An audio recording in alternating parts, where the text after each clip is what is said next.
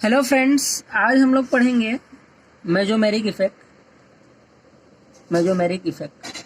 तो mesomeric effect में आज हम लोग देखेंगे कि प्लस एम इफेक्ट क्या होता है, माइनस एम इफेक्ट क्या होता है। इसको हम लोग पहचानना सीखेंगे मेनली, और मेजोमेरिक इफेक्ट क्या होता है इसको भी हम लोग देखेंगे। ठीक है, तो आज का लेक्चर जो है काफ़ी बेसिक रहेगा। इसमें इन डिटेल कुछ बातों पे उतना चर्चा नहीं होगी, लेकिन इसमें तुम लोग का बेसिक काफ़ी स्ट्रांग होगा ये पता लगाने में कि चीज़ें होती क्या। इन डिटेल हम लोग इसको आज के बाद के लेक्चर में हम लोग इसको समझेंगे, लेकिन पहले पहचानना जरूरी है इन सारी चीज़ों को। तो मेजोमेरिक इफेक्ट होता है कि delocalisation of electrons in conjugated system में इलेक्ट्रॉन का डीलोकेलाइजेशन मतलब मूवमेंट। कॉन्जुगेटेड सिस्टम में इलेक्ट्रॉन का मूवमेंट कैसा हो रहा है उसको हम लोग बोलते हैं मेजोमेरिक। और इसके वजह से ये जो delocalisation of electron in conjugated system, इसको हम लोग बोलते हैं मेजोमेरिक। और इससे जो इफेक्ट आता है, इससे जो चेंज आता है, तो तुम लोग जो चेंज आता है इसको हम लोग बोलते हैं मेजोमेरिक इफेक्ट। ठीक है, तो मेजोमेरिक किसको बोलते हैं? Delocalisation of electron in conjugated system. ये जो पार्ट है इसको मैं बोल रहा हूं मेजोमेरिक, और इससे जो इफेक्ट आता है इसको हम लोग बोलते हैं मेजोमेरिक इफेक्ट। अब यहाँ पे डीलोकेलाइजेशन का मतलब तो तुम लोग को समझ गया कि डीलोकेलाइजेशन मतलब मूवमेंट ऑफ इलेक्ट्रॉन का मूवमेंट होना। सपोज करो एक कंपाउंड है, जैसे कि ये कार्बन कार्बन चेन है, ठीक है। और जब हम लोग इंडक्टिव इफेक्ट पढ़े थे तो यहाँ पे एक एटम हुआ करता था ए, और ये जो है अगर सपोज करो माइनस आई नेचर का था, अगर ये माइनस आई नेचर का मैं इसको लेता हूँ, तो ये जो है इलेक्ट्रॉन को यहाँ से यहाँ ट्रांसफर मतलब अपनी तरफ खींचता था, क्योंकि माइनस आई नेचर का है तो इलेक्ट्रॉन विथड्रॉइंग नेचर का है। तो ये इलेक्ट्रॉन का मूवमेंट करता था यहाँ से यहाँ तक, ठीक है, अपने तरफ ये ऐसे मूवमेंट होता था, ठीक है। लेकिन इंडक्टिव इफेक्ट में जो मूवमेंट ऑफ इलेक्ट्रॉन था ये एक टेम्परेरी इफेक्ट था, टेम्परेरी मूवमेंट था। सॉरी, ये जो इलेक्ट्रॉन का मूवमेंट था ये पार्शियल था। पार्शियल मतलब इसने थोड़ा सा इलेक्ट्रॉन को जो है, ये जो सिग्मा बॉन्ड इलेक्ट्रॉन है, सिग्मा बॉन्ड इलेक्ट्रॉन्स का मूवमेंट था। तो सिग्मा बॉन्ड का इलेक्ट्रॉन का मूवमेंट था जिसके वजह से यहाँ पे पार्शियल पोलराइजेशन आ जाता था। पार्शियली पोलर मतलब इलेक्ट्रॉन मैंने थोड़ा सा यहाँ से खींचा तो इसके ऊपर पार्शियल पॉजिटिव चार्ज आ गया, ठीक है। तो ये पार्शियल मूवमेंट था। लेकिन इस केस में मेजोमेरिक के केस में कैसा होता है?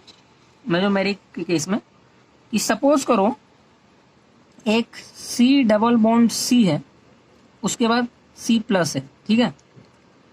इसमें क्या होता है, ये इलेक्ट्रॉन का जो मूवमेंट होता है वो किस तरीके से होता है? अगर ये सी डबल बॉन्ड सी को देखो तो यहाँ पे जो है ये इस बॉन्ड को देखो, ठीक है। तो इसका जो हाइब्रिडाइजेशन है यहाँ पे कार्बन का, यहाँ पे अगर H2 है, हाँ, यहाँ पे 3 बॉन्ड, तो यहाँ पे हाइड्रोजन, और यहाँ पे अगेन CH3 प्लस, ऐसा कुछ मैं कर दूँ, CH3 नहीं CH2 प्लस, ठीक है। इसको फिर से देखते हैं, CH2 डबल बॉन्ड CH फिर CH2 प्लस। तो यहाँ पे तो अगर तुम लोग देखोगे तो इस कार्बन का हाइब्रिडाइजेशन है sp2, इस कार्बन का हाइब्रिडाइजेशन है sp2, और इस कार्बन का भी हाइब्रिडाइजेशन है sp2, ठीक है। तो कभी भी मैं जब sp2 हाइब्रिडाइजेशन की बात करता हूं, अगर एक कार्बन है तो कार्बन का जो एटॉमिक नंबर है वो है 6, ठीक है। एटॉमिक नंबर 6 है, इसका मतलब क्या होगा? 1s2 2s2 2p2, ठीक है। 1s2 में 2 इलेक्ट्रॉन जाएंगे, 2s2 में 2 इलेक्ट्रॉन जाएंगे, ऐसा पढ़ा होगा तुम लोगों ने, और यहाँ पे ये इलेक्ट्रॉन जाएंगे। तो हाइब्रिडाइजेशन के प्रोसेस में ये जो इलेक्ट्रॉन है यहाँ पे जंप करता है, और इलेक्ट्रॉन जब यहाँ पे जम करता है तो ये कुछ इस तरीके से बन जाता है, ये चीज, ठीक है। तो यहाँ पे हम लोग ने ये S, ये Px, ये Py, ये Pz, तो यहाँ पे हम लोग ने sp2 में बस इस ऑर्बिटल का यूज किया, ठीक है। ये हाइब्रिडाइज ऑर्बिटल, ये sp2 है। तो एक ऑर्बिटल जो है Pz ऑर्बिटल, ये लेफ्ट रह गया, ठीक है। तो ये जो Pz ऑर्बिटल है, ये कार्बन का जो Pz ऑर्बिटल है यहाँ पे, और सिमिलरली मतलब अगर मैं इसकी बात करूँ, यहाँ पे Pz ऑर्बिटल है, सिमिलरली यहाँ पे sp2 है, यहाँ पे भी Pz ऑर्बिटल है। अगर यहाँ पे sp2 है, अगर यहाँ पे sp2 है तो यहाँ पे भी Pz ऑर्बिटल है। तो ये Pz ऑर्बिटल का जो ओवरलैप हुआ है, इस ओवरलैप से ही जो है ये जो है पाई बॉन्ड बना हुआ है यहाँ पे, ठीक है। और यहाँ पे ये पॉजिटिव चार्ज जो है ये Pz ऑर्बिटल में लाई कर रहा है, ये जो पॉजिटिव चार्ज है Pz ऑर्बिटल में लाई कर रहा है। तो ये जो p ऑर्बिटल है वो इससे ओवरलैप कर रहा था, इससे ओवरलैप कर रहा था। लेकिन सेम सिंस जो मैं बात किया था थोड़ा देर पहले, कॉन्जुगेटेड सिस्टम, कॉन्जुगेटेड सिस्टम, मैंने क्या बोला था, मेसोमेरिक इफेक्ट क्या होता है, मेसोमेरिक इफेक्ट क्या होता है, delocalisation. Delocalisation means movement, movement of electrons in conjugated system, ठीक है। तो ये पूरा का पूरा सिस्टम जो है कॉन्जुगेटेड है, देख लो ये p ऑर्बिटल है, ये p ऑर्बिटल है, p ऑर्बिटल है, कॉन्टिन्यूअस p ऑर्बिटल है, ठीक है। तो ये जो p ऑर्बिटल है ये इससे भी ओवरलैप कर सकता है यहाँ पे, ठीक है। और जैसे ही यहाँ पे ओवरलैप हुआ, जैसे ही अगर यहाँ पे ओवरलैप हुआ तो ये बॉन्ड ब्रेक हो जाएगा, ये जो बॉन्ड था, ये पाई बॉन्ड था, ये ब्रेक हो जाएगा। तो ये क्या दिखाएगा, CH2 यहाँ पे प्लस चार्ज, ठीक है। और ओवरलैप कहाँ पे हो गया, यहाँ पे ओवरलैप यहाँ पे हुआ, ये दो कार्बन के बीच में ओवरलैप हुआ, और ये जो है पॉजिटिव चार्ज इस p ऑर्बिटल में लाई कर रहा है। तो इसी चीज को बोलते हैं मेसोमेरिक। ये जो फिनोमिना हुआ इसको बोलते हैं मेसोमेरिक। और इसके वजह से एक मॉलिक्यूल में जो चेंजेस आएंगे, उसको मॉलिक्यूल में जो इफेक्ट दिखेंगे, उसके बिहेवियर जो दिखेगा, वो होता है उसका इफेक्ट। तो इसको हम लोग बोलते हैं मेसोमेरिक इफेक्ट। समझ में आया? तो what is mesomeric effect? So mesomeric effect is delocalisation of electron in conjugated system. तो ये बात आपको काफी अच्छे से क्लियर हो गया कि मेसोमेरिक इफेक्ट क्या है, कैसे हम लोग मेसोमेरिक इफेक्ट को समझते हैं। तो इसके लिए आगे जो है हम लोग पढ़ेंगे, जो आज हमारा मेन टारगेट है पढ़ने का, वो ये है कि मेसोमेरिक इफेक्ट हम लोग पहचानते क्या है। तो मेसोमेरिक इफेक्ट जो है, मेसोमेरिक इफेक्ट दो टाइप का होता है। कौन कौन से टाइप का होता है? तो वो दो टाइप है। First type plus M effect, plus M effect. Second type है माइनस एम इफेक्ट। यहां पे भी जैसे इंडक्टिव इफेक्ट में हुआ करता था प्लस आई इफेक्ट और माइनस आई। प्लस एम इफेक्ट किसको बोलते हैं? प्लस एम इफेक्ट हम लोग बोलते हैं पाई डोनर को, पाई इलेक्ट्रॉन्स जो डोनेट कर सके, पाई इलेक्ट्रॉन्स जो डोनेट कर सके। पाई इलेक्ट्रॉन्स डोनेट कर सके इसका मतलब क्या है? जहां पे हम लोग CH2 double bond CH2 plus ऐसा मैंने दिखाया हुआ था। तो यहाँ पे जो पाई इलेक्ट्रॉन है, ये देखो, ये पाई इलेक्ट्रॉन है ना, ये जो है ये p ऑर्बिटल में वैकेंट ऑर्बिटल है, ठीक है। तो अगर मैं इसका एग्जांपल लूं तो यहाँ पे ये पाई इलेक्ट्रॉन है यहाँ पर, ठीक है। तो इस केस में क्या हो रहा है, यहाँ पे अगर मैं बात करूँ, ये पाई इलेक्ट्रॉन्स है, पाई डोनर मतलब plus M effect. Minus M effect को हम लोग बोलते हैं पाई इलेक्ट्रॉन्स जो है एक्सेप्टर,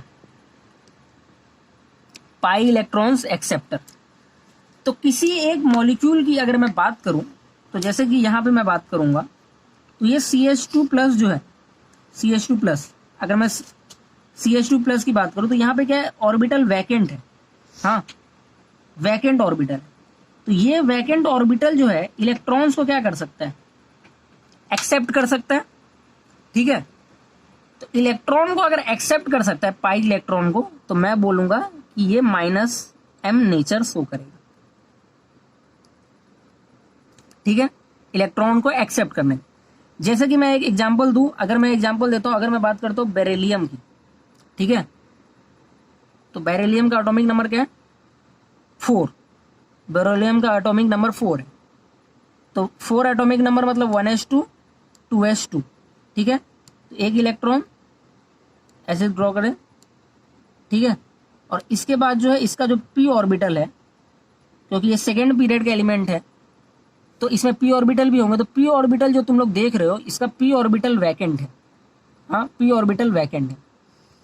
तो कहीं पर भी अगर मैं बात करूं, अगर एक कार्बन कार्बन में C डबल बॉन्ड C है, डबल बॉन्ड C ऐसे करके, और यहाँ पे मैं बेरिलियम अटैच कर देता हूं, तो सिंस बेरिलियम के पास वैकेंट ऑर्बिटल है, वैकेंट ऑर्बिटल है बेरिलियम के पास, so it will act as -m effect, -m effect की तरह ही एक्ट करेगा।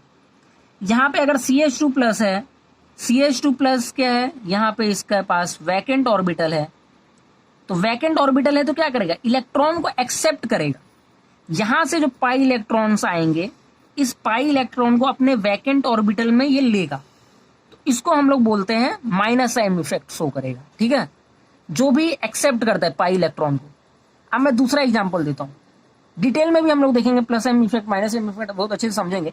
एक दूसरा एग्जांपल देता हूं, कौन कौन पाई +m कौन शो करेगा, जो पाई इलेक्ट्रॉन को डोनेट करेगा। तो अगर मैं एक एग्जांपल देता हूं, C double bond C, single bond C double bond C, और यहां पे मैं लेता हूं OH। OH के पास क्या है, लोन पेयर, ठीक है, लोन पेयर है OH के पास। तो लोन पेयर क्या करता है, कभी भी किसी को डोनेट करता है।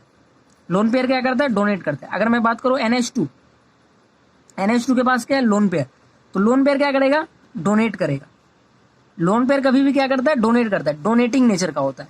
तो इसके लिए अगर किसी के पास लोन पेयर है, हाँ, तो ये क्या कर रहा है, इलेक्ट्रॉन को अपने डोनेट कर रहा है, पाई इलेक्ट्रॉन को डोनेट कर रहा है। तो OH कैसा एक्ट करेगा, +m की तरह। NH2 कैसे एक्ट करेगा, +m की तरह। तो ये बात क्लियर हो गया कि अगर किसी के पास वैकेंट ऑर्बिटल है तो -m की तरह एक्ट करेगा, या फिर अगर कोई है जो पाई इलेक्ट्रॉन को एक्सेप्ट कर रहा है, इफ एन एटम और a group of atom is accepting pi electron, अगर पाई इलेक्ट्रॉन को एक्सेप्ट कर रहा है तो मैं उसको बोलूंगा -m ग्रुप। अगर पाई इलेक्ट्रॉन को डोनेट कर रहा है तो मैं उसको बोलूंगा +m ग्रुप। तो इसी को हम लोग सिंप्लीफाई करते हैं थोड़ा अच्छे तरीके से। हम लोग देखते हैं कि +m और -m को समझेंगे कैसे। +m -m का मैंने थोड़ा ब्रीफ आइडिया दे दिया, अभी हम लोग देखते हैं +m को कैसे देखेंगे। तो +m ग्रुप की बात करते हैं, कौन कौन से ग्रुप +m होंगे, ठीक है, और हम लोग देखेंगे कौन कौन से ग्रुप -m होंगे। तो +m ग्रुप पाई एक्सेप्टर, पाई इलेक्ट्रॉन को एक्सेप्ट करेगा। -m ग्रुप पाई इलेक्ट्रॉन्स को डोनेट करेगा, तो पाई इलेक्ट्रॉन डोनर। तो जो पहले टाइप का मैंने बताया था लोन पेयर, अगर किसी भी एटम के पास, अगर मैं -m ग्रुप का कोई एक ऑब्जेक्ट, कोई एक ग्रुप है, तो अगर उस ग्रुप के if the first atom of the group, अगर पहले एटम के ग्रुप का जो पहला एटम होगा उसके पास, if the first atom of group has lone pair, अगर ग्रुप के पहले एटम के पास लोन पेयर है तो वो +m शो करेगा। कैसे, ये ग्रुप है, सपोज करो यहाँ पे C डबल बॉन्ड C ऐसा कुछ दिखेगा तुमको, हाँ, ये ग्रुप है, तो ग्रुप सपोज करो OH है, तो OH के पास लोन पेयर है तो ये +m शो करेगा। NH2 के पास लोन पेयर है तो ये +m शो करेगा। और कौन है जिसके पास लोन पेयर होंगे, तो फ्लोरीन के पास लोन पेयर, ठीक है, तो फ्लोरीन जो है +m शो करेगा। सेकेंड चीज है, अगर फर्स्ट एटम के पास नेगेटिव चार्ज है, अगर नेगेटिव चार्ज है तो वो +m शो करेगा। अगर नेगेटिव चार्ज का क्या मतलब है, O माइनस। अगर NH- है, देख रहे हो, ग्रुप ऑफ एटम के पास अगर नेगेटिव चार्ज है, अगर मैं बात करूं कि C- है तो CH2- होगा, तो C- देख रहे हो यहाँ पे नेगेटिव चार्ज है, तो नेगेटिव चार्ज वाले जो लोग हैं वो शो करेंगे +m। तो +m दो टाइप के लोग शो करेंगे, जिसके पास लोन पेयर है, सेकेंडली जिसके पास नेगेटिव चार्ज है। हाँ, अब हम लोग बात करते हैं कि कौन कौन माइनस एम शो करेगा। तो माइनस एम का सीधा सीधा लॉजिक है, काफी आसान भाषा में मैं आपको बता दूं तो माइनस एम को समझने के लिए कि कौन माइनस एम शो करेगा, पहला चीज या तो उसके पास वैकेंट ऑर्बिटल हो, वैकेंट ऑर्बिटल कंपलसरी होना चाहिए, कंपल्सन वैकेंट ऑर्बिटल कंपलसरी है किसी भी तरीके से। If I am able to achieve vacant orbital then वो माइनस एम ग्रुप का रहेगा, तब वो माइनस एम शो करेगा। किसी भी तरीके से वैकेंट ऑर्बिटल मैं क्रिएट कर सकूं, या तो उस किसी एटम में जो ग्रुप है, अगर ग्रुप के पास पहले से ही वैकेंट ऑर्बिटल है, पहले से ही वैकेंट ऑर्बिटल है, पहले से ही वैकेंट ऑर्बिटल का क्या मतलब है, बेरिलियम, बेरिलियम के पास पहले से ही वैकेंट ऑर्बिटल था। अगर मैं बोरॉन की बात करूं तो बोरॉन का क्या होता है, एटॉमिक नंबर 5, तो एटॉमिक नंबर 5 है तो 1s2 2s2 2p1, देख रहे हो यहाँ पे 3 था ना, तो इसके पास वैकेंट ऑर्बिटल पहले से ही है। तो बोरॉन क्या शो करेगा, बोरॉन क्या शो करेगा, माइनस एम इफेक्ट, तो इसके पास पहले से ही वैकेंट ऑर्बिटल है। और कौन कौन से, जो थर्ड पीरियड के एलिमेंट है, थर्ड पीरियड के एलिमेंट, जितने भी थर्ड पीरियड के एलिमेंट है सबके पास वैकेंट डी ऑर्बिटल होता है। और थर्ड पीरियड के एलिमेंट के जितने भी नीचे एलिमेंट होते हैं, थर्ड फोर्थ फिफ्थ, ये जो सिक्स्थ, ऐसे जो होते हैं, इनके पास वैकेंट डी और एफ ऑर्बिटल होता है। तो ये सब के सब जो है माइनस एम इफेक्ट शो करेंगे। एग्जाम्पल के लिए सल्फर, सल्फर के पास क्या है, vacant orbital, D orbital vacant है। एग्जाम्पल के लिए क्लोरीन, क्लोरीन के पास डी ऑर्बिटल है वैकेंट, ठीक है, तो क्लोरीन के पास वैकेंट ऑर्बिटल है, तो वैकेंट ऑर्बिटल है तो ये शो करेगा माइनस एम। तुम बोलोगे कि ये माइनस एम शो करेगा, क्लोरीन के पास तो लोन पेयर भी है, क्लोरीन के पास तो लोन पेयर भी है, तो ये प्लस एम भी शो करेगा। प्लस एम का क्या क्राइटेरिया था, सोचो प्लस एम का क्या क्राइटेरिया था, प्लस एम का क्राइटेरिया था कि one should have the lone pair या फिर one should have negative charge, किसी के पास लोन पेयर होना चाहिए या तो नेगेटिव चार्ज होना चाहिए। तो क्लोरीन के पास तो लोन पेयर है और क्लोरीन के पास क्या है, डी ऑर्बिटल भी है, डी ऑर्बिटल भी है वैकेंट, तो क्या शो करेगा, क्या शो करेगा, सोचो, प्लस एम शो करेगा, हाँ प्लस एम शो करेगा। कैसे शो करेगा प्लस एम, क्योंकि लोन पेयर है। माइनस एम शो करेगा, माइनस एम शो करेगा, सोचो माइनस एम शो करेगा, हाँ शो करेगा, क्योंकि इसके पास डी ऑर्बिटल है वैकेंट। तो वैकेंट ऑर्बिटल होना चाहिए, या तो वैकेंट ऑर्बिटल होगा तो माइनस एम शो करेगा। सेकेंड एक क्राइटेरिया है जो मैं बोल रहा था, किसी भी तरीके से वैकेंट ऑर्बिटल को अचीव किया जा सके, वैकेंट ऑर्बिटल को अचीव किया जा सके। इसका क्या मतलब है, वैकेंट ऑर्बिटल को अचीव किया जा सके, जैसे कि ये मॉलिक्यूल है सी डबल, ये ग्रुप है C double bond O H, ठीक है, इसको मैं किसी से अटैच करूंगा, यहाँ पे मैं किसी से अटैचमेंट करूंगा, तो तुम लोग देख रहे हो यहाँ पे ये ऑक्सीजन है, यहाँ पे कार्बन है, तो electronegativity of oxygen is greater than electronegativity of carbon.